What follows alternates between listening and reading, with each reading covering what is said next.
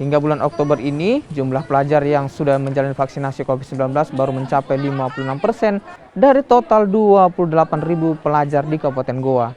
Untuk wajib vaksin sendiri, Pemkab Goa menargetkan 26.000 siswa atau pelajar.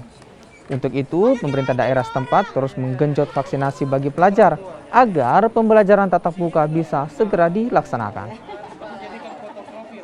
Kabupaten Goa sedang menggenjot vaksinasi buat siswa dan siswi kita sekarang masih mencapai 56%, sehingga kita akan mempercepat proses vaksin itu untuk bisa dimulai proses tatap muka. Kami juga sudah membuat video-video untuk sosialisasi ke orang tua dan masyarakat tentang bagaimana SOP dari pembelajaran tatap muka yang nanti akan berlangsung.